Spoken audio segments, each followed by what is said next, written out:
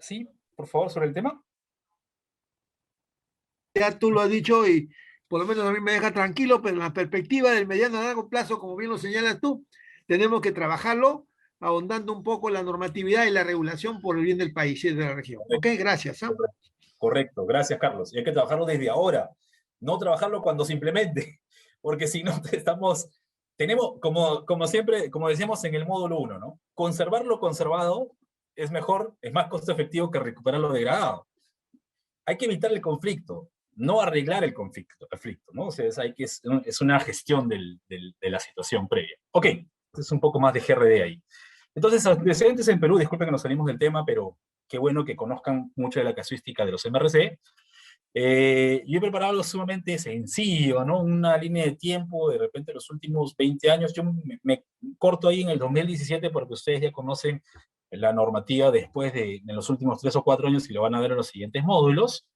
Eh, Aquí hay normas, ¿no? Por ejemplo, la 3215, que estamos hablando de junio del año 2014, ¿no? Hay algunos lineamientos que ya no son vigentes, en donde de alguna manera nos ponían a pensar de cómo poder formular proyectos MRCE, no solo en el sector saneamiento, para cualquier sector, ¿no? Y el MINAM y el MEF, en la época todavía que existía el SNIP, porque aquí estoy hablando del 2015, hicieron unos lineamientos que ayudaron muchísimo, ¿no? A casos como Huancayo, como en el caso de Razubilca, el caso de Cachi, el caso de Abancay en su momento, pero luego se bajó por otros temas, ¿no? Más normativos, diría yo, el caso de Moyobamba, ¿no? Entonces, hay mucha normativa al respecto, ¿no? Todo este tiempo de normativa, a mí me gusta mucho hablar de los proyectos de siembra y cosecha de agua, porque son proyectos que se han implementado, y cuando hablamos de MRC, sobre todo en cuencas altoandinas, muchos citamos a lo que han hecho los programas anteriores como Pronamach, ahora Agrorural, muchos programas de cooperación internacional, en donde han trabajado muchas intervenciones que a veces, que ahora de alguna manera estamos rescatando, ¿no? Restauración de andenes, cochas, etcétera.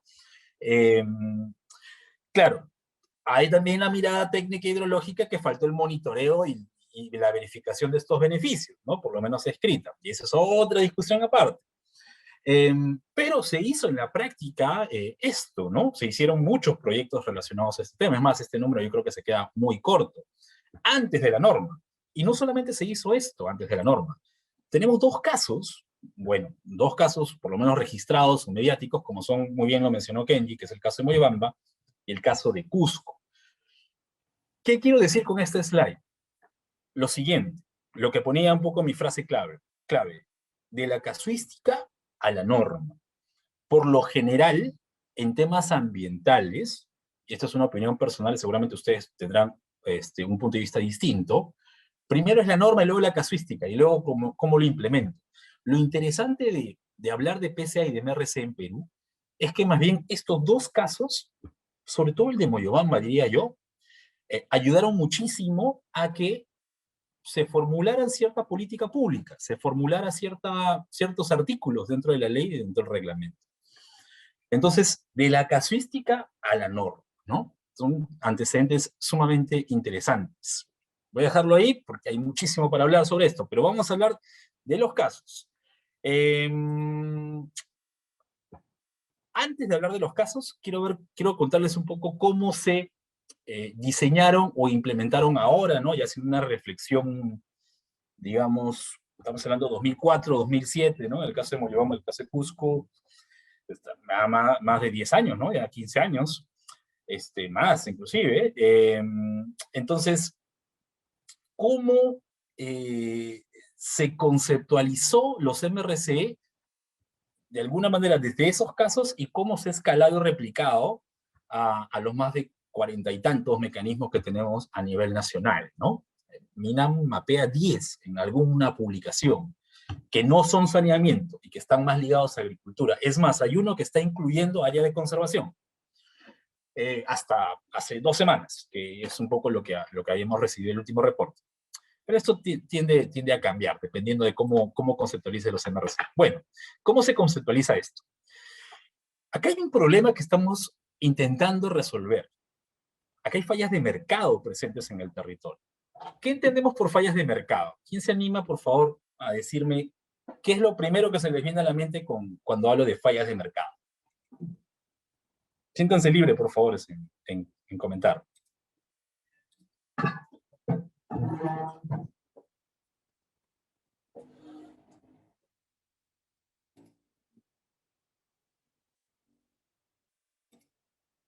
¿Alguno? Creo que voy a empezar a citar nombres. Rafael, por favor, adelante. Creo que tenías el micrófono encendido. Sí, Oscar, gracias. Como fallas del mercado, me parece, por ejemplo, el tema de los grupos que quedan fuera del circuito que el mercado, digamos, beneficia. O también, en algunos casos, lo que desde el punto algunos sociólogos llaman las poblaciones marginales, ¿sí? Que quedan fuera de un circuito y que en algunos casos y también frecuentemente se ven perjudicados.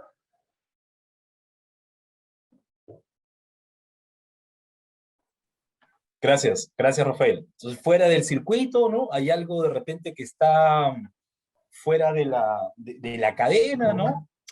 Ok, muy bien. Entonces, ahí hay algo que corregir de repente. ¿Alguien más se anima?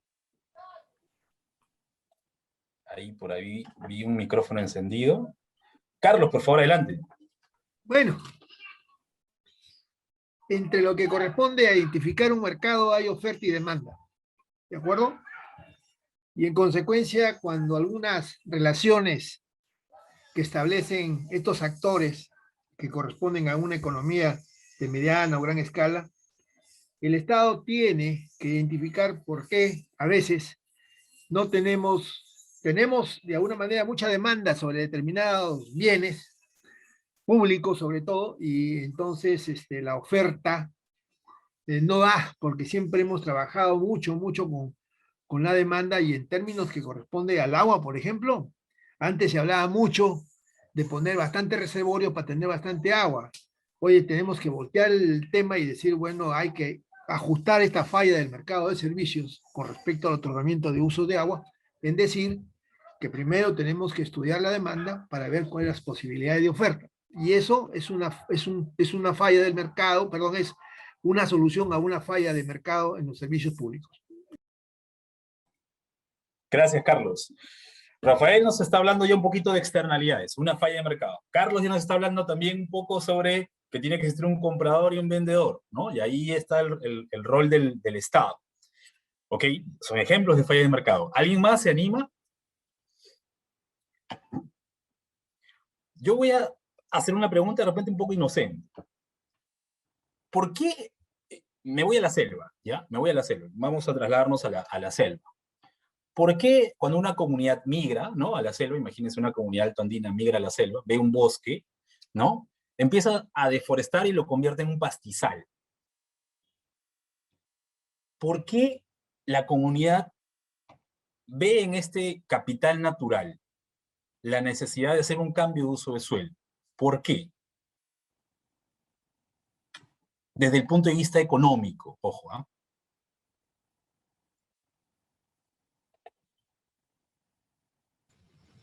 Podría ser para satisfacer una necesidad, ¿no?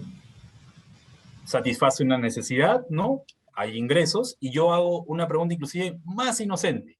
¿Por qué una comunidad cuando migra no dice, ah, ve un bosque, ah, acá voy a vender carbono, voy a vender bonos de carbono, acá voy a vender bosque, acá voy a vender CO2 almacenado? ¿Ustedes han encontrado en la realidad con alguna comunidad así? Naturalmente.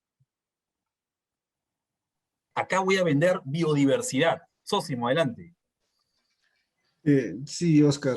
Bueno, el tema es que cada campesino o cada persona tiene su forma de subsistir, su mecanismo de subsistencia, sabe la forma, cómo generar su economía, ¿no? Entonces, creo yo, cuando un campesino se interna en la selva, un campesino de la sierra, en primer lugar, como él se ha desarrollado en un ecosistema abierto, ¿no?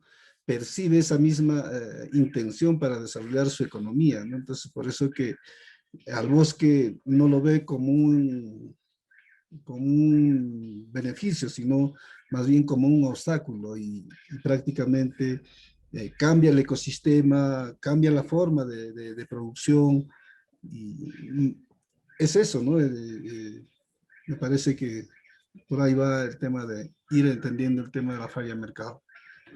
Gracias, Osimo. Eh, Hay un tema cultural. Oscar, Gisela, por favor, adelante. Sí, gracias.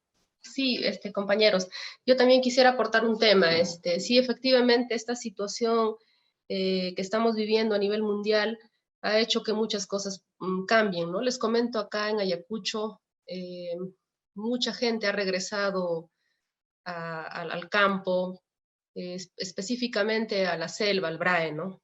Ayacucho tiene costa, sierra y selva, ¿no? Y en la zona de la selva, efectivamente, la gente ha regresado al campo, ha deforestado los bosques y ha de repente priorizado el tema de rentabilidad. Y hablar un poco del tema de la hoja de coca es un poco tedioso, ¿no? Pero efectivamente es un sistema que ha ingresado mucho estos últimos años a la selva ayacuchana. Se ha deforestado bastante en pendiente y están cultivando la hoja de coca. No estoy en contra de la hoja de coca, pero creo que debe priorizarse un lugar adecuado para que de repente pudiera la gente cultivar, porque finalmente también lo consume y también le da otros usos más, ¿no? Pero a lo que yo quisiera enfocarme más es este tema de rentabilidad. Yo creo que si la gente ve por necesidad un retorno económico a mediano y corto plazo y que sea permanente, apunta a la hoja de coca. Y este tema de la falla de mercado, efectivamente, lo han mencionado ya también algunos compañeros, ¿no? Oferta, demanda y también el tema de precio, ¿no? Como una forma de intercambiar un bien o un servicio. Solamente ese alcance, Oscar. Gracias. Muchísimas gracias, Gisela. Muy, muy pertinentes esos aportes. Kenji, por favor, la última para avanzar. Gracias, Kenji. Y para cerrar nada más el comentario de Gisela, es básicamente un costo de oportunidad, ¿no? Las personas que están ahí ven que el costo de oportunidad de sembrar hoja de coca, de agricultura, entre otras, es mayor que los beneficios de la captura de carbono, entre otras cosas. Es básicamente ello. De acuerdo. Complementa muy, muy bien lo de Sósimo, Gisela y Carlos, ¿no? Yo, humildemente, lo voy a resumir en dos temas. Y esto está muy relacionado con la conceptualización de fallas de mercado, ¿no? Aquellos productos mercadeables, se quiere decir, aquellos productos que pueden ingresar en el mercado, ¿no? Una comunidad va al bosque y ve el bosque, como Sósimo bien lo decía, lo ve como un obstáculo, no lo ve como una fuente de ingreso, de frutales, de CO2, que puede de repente hacer negocios con Noruega, puede vender carbono al Estado o a una empresa privada. No lo ve así, ¿no? Y claro, viene lo que muy bien menciona Sósimo, que viene de una cultura territorial distinta e intenta replicar esa misma idea, ¿no?, que tiene de desarrollo a un ecosistema totalmente al que es ajeno, ¿no?, al que no ha estado acostumbrado. Entonces, yo lo resumo en dos cosas, ¿no? Y sobre todo acotado a la lógica económica y acotado a lo de PCA. Muy complicado cuantificar servicios ambientales y sobre todo, porque quizás en bosque se puede hacer algo más, y sobre todo, más complicado es la monetización, que hablaba Gisela, la rentabilidad. Sus dos temas son cruciales para poder entender que estamos tratando de alguna manera de solucionar, corregir algunas fallas de mercado con estos diseños de los PCA, y Carlos, Sósimo, Gustavo, Kenji ya han mencionado algunos ejemplos a los que se refieren a fallas de mercado acotado a lo que se refiere a pagos por servicios ambientales. Y en el caso de MRCH, hídricos, ¿no? Hídricos, hablamos de las siguientes fallas de mercado. Algo que ninguno de ustedes ha hablado. Estamos hablando aquí de bienes públicos, bienes de propiedad en común. Y seguramente muchos de ustedes han leído, ¿no?, este famoso documento, este famoso paper, y que está publicado por todo lado, sobre la tragedia de los comunes, ¿no? Entonces, aquí estamos hablando de bienes públicos, es de todos y es de nadie. Entonces, ¿cómo regulamos eso? ¿Cómo regulamos la explotación de estos recursos naturales, no? Algún comunero tendrá 1000 vacas, otro comunero de repente puede tener 50 vacas, y al final el pastizal, el ecosistema se va a degradar, y estamos hablando, pues, de que generamos ahí un círculo vicioso, ¿no? De tener, de alguna manera, ingresos económicos, pero al final estamos degradando el capital natural. Si no lo han leído, está colgado en internet, hay videos interesantes de Harding en YouTube cuando explica un poco sobre las tragedias de los comunes, Harding. El otro tema, ¿no? Un agente genera un efecto externo, y aquí Gustavo hablaba de eso, ¿no? Las externalidades. Hay externalidades que vienen de estos bienes públicos, ¿no? Genera un efecto que puede ser positivo o negativo, no lo sé, sobre otros agentes, ¿no? Y sin dar o recibir algo a cambio, ¿no? Eso es sumamente importante.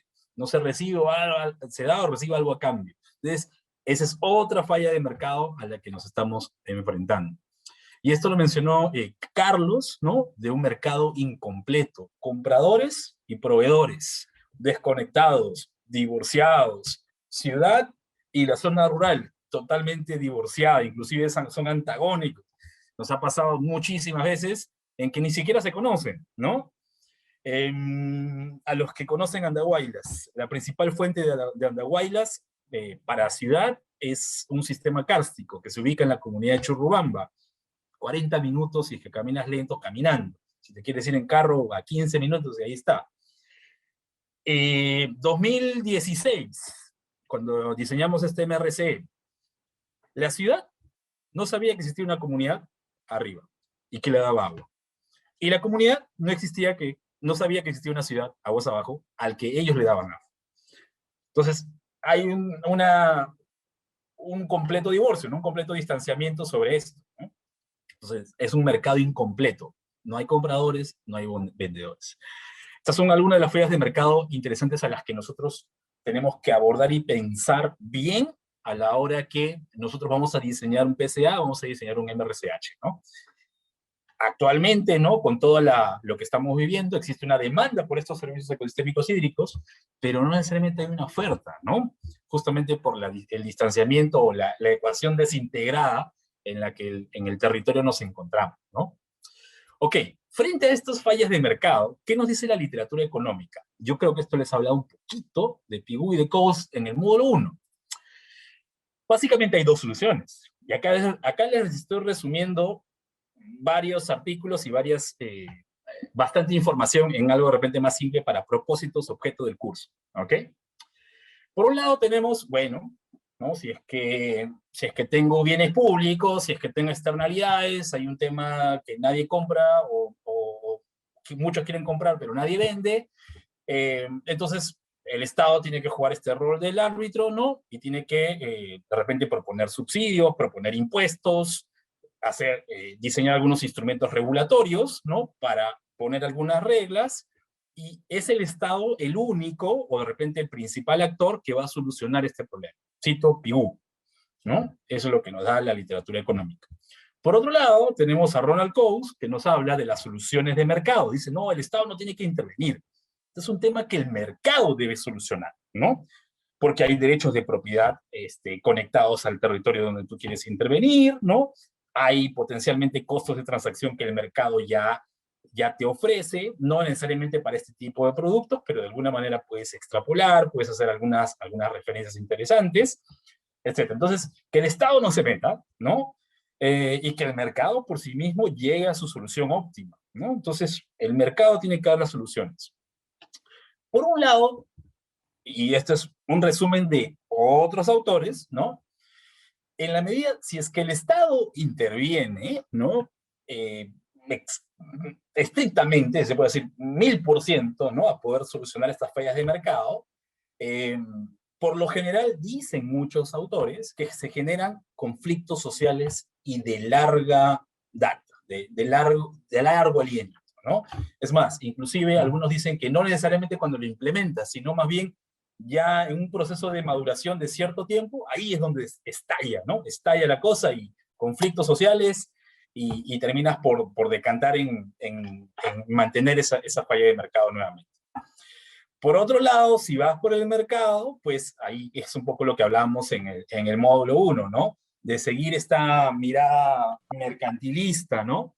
De seguir esta mirada que si el mercado lo soluciona, de repente el agricultor va a olvidarse de las, no sé, de decenas de especies, por citar un número, y me pueden corregir los que son más especialistas en este tema, de quinoa, por solamente cultivar aquellas 2 o 3, ¿no? La blanca, la negra, que son más atractivas en el mercado, y desapareces de biodiversidad, que es un servicio ecosistémico que el ecosistema te da. Entonces, también que el privado solucione no es tan conveniente. Inclusive en la práctica hay un paper sumamente interesante que nos habla de que si vamos con la solución de COUS, ¿no? En donde el mercado interviene en la implementación, y miren este gráfico en la parte baja, son muy pocos los MRC o los PSA en general que se han implementado, se han llegado a implementar. En cambio, si nos movemos de la solución de COUS del mercado a la solución del Estado, en donde pensamos en subsidios, pensamos en impuestos, pensamos en que el Estado intervenga de alguna manera para solucionar estas fallas de mercado, hay más pagos por servicios ambientales implementados en el mundo, no solamente en el Perú, en el mundo. Y esto es lo que pasa en la realidad. Yo no lo digo, lo dice la literatura económica en general. En Perú, ¿por dónde nos vamos? ¿Vamos por el Estado o vamos porque el mercado nos solucione el problema, esta falla de mercado? Por lo menos estas 3 fallas de mercado de las que estamos hablando, ¿no? Bienes públicos, externalidades y mercados incompletos. ¿El Estado o el mercado? Entonces, en el Perú, para algunos, ¿no? Dicen, no te vayas ni por uno ni por el otro. Y aquí sale, pues, la Premio Nobel de Economía del año 2009, puedo equivocarme en el año, discúlpenme, creo que es la primera mujer en Nobel de Economía, Ostrom, ¿no? Que ella dice, en la década de los 90, dice, no, ni el Estado ni el mercado. Deja que ambas partes cooperen, lleguen a un acuerdo, ¿no? Coordinen, conversen, y que ellos solos miren la solución. Cuando digo solos, estoy hablando para objetos del curso, proveedores y usuarios, MRC, contribuyentes, retribuyentes, ¿correcto?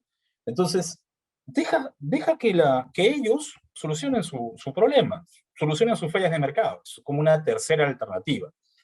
Y como yo les dije desde el módulo 1, los MRC, el alma del MRC, no es solamente la parte técnica, ¿no? Calcular cuánto CO2 voy a almacenar, o cuánta agua voy a retener, o cuánto voy a mejorar en calidad de agua para reducir sedimentos, ¿no? Es la cooperación, es el acuerdo que existen entre las dos partes. Y esto surge como una tercera alternativa.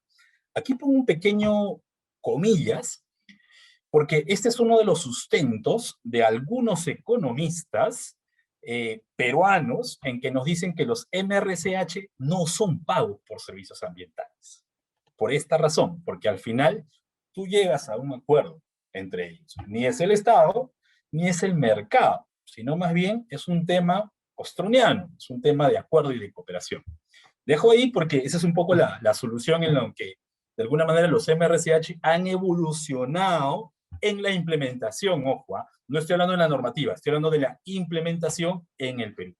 Y de alguna manera, pues esta solución, en donde hablamos de contribuyentes y retribuyentes, ¿no? Los contribuyentes generan un servicio ecosistémico para los de abajo, y los retribuyentes generan esta especie de premio o retribución a través de proyectos, a través de dinero, etc. Este es un caso muy acotado a agua potable, ¿no?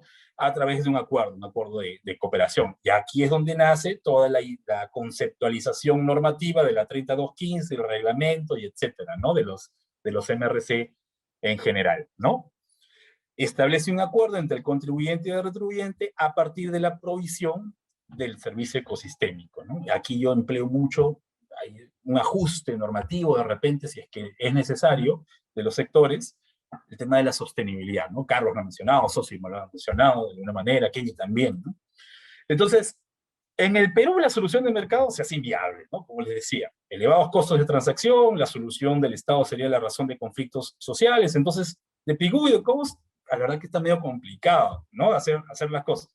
Pueden existir algunos ejemplos, sobre todo en áreas naturales protegidas, sobre todo en áreas naturales protegidas, ¿no? No sé, para algunos de ustedes de repente han trabajado en áreas protegidas, es un instrumento regulatorio desde la literatura económica de comando y control, ¿no? Que de alguna manera te restringe cualquier uso, ¿cierto? Hay que conservar, sacar todos los posesionarios. El Estado tiene que dominar esto y hay que conservarlo sí o sí. Claro, y hay algunos artículos de algunos economistas, peruanos también, y aquí también cito lo que mencionó Carlos con Costa Rica, que han hecho un estudio de la calidad de vida de las poblaciones asentadas en zonas de amortiguamiento, no de todas las áreas protegidas, de algunas, en especial de San Martín, en donde han visto, y esto es obvio, que antes que el área protegida se declarara y se implementara a través de su plan de acción que ellos tienen, ¿no? Tenía una mejor calidad de vida que cuando fue declarada e implementada. Inclusive dicen que se ha incrementado la pobreza con este instrumento regulatorio. En esas zonas de amortiguamiento, ¿no? En donde ya no hay, me imagino que los posesionarios han salido a zonas de amortiguamiento, y esa es otra historia. Pero desde la perspectiva económica, para propósitos de este curso, les cuento estos casos, ¿no? Ni Estado, ni mercado, me sale una solución más postroniana, ¿no? Como dice, la búsqueda de acuerdos entre contribuyentes y retribuyentes. Wilson, tienes nuevamente el micrófono encendido. No sé si es que... ¿Wilson? No, no te escuchamos. Creo que es un tema de la conexión. Voy a intentar apagar mi cámara por si de repente pasa por mí también la conexión. Y si no, Wilson, te sugeriría que, si veo que estás hablando, que lo pongas en el chat. Todos los comentarios yo los leo y luego lo compartimos con todos. ¿Ok? Muy bien. Desde esta mirada, ¿no? De esta mirada, hay casos emblemáticos, como yo les mencionaba, el caso de Moyobamba, el caso de Cusco. Yo sumaría dos casos más. Y esto está en la literatura, está colgado en la web. El caso de Tiracancha, en Chachapoyas, con el Musapa Amazonas, que es también un caso que 2012, 2013, ¿ah? No es tampoco tan nuevito. Es un caso interesantísimo para inclusive modificar ciertas conductas en cómo conservar, porque la comunidad en algún momento, por alguna razón, quizás algún programa del Estado o algo de cooperación, empezó algún tipo de forestación con alguna especie exótica y ahora está migrando, producto del MRC, hacia otras actividades más amigables y que con el ambiente, y que de alguna manera no tenga esas externalidades negativas relacionadas con el flujo hídrico aguas abajo por las plantaciones exóticas.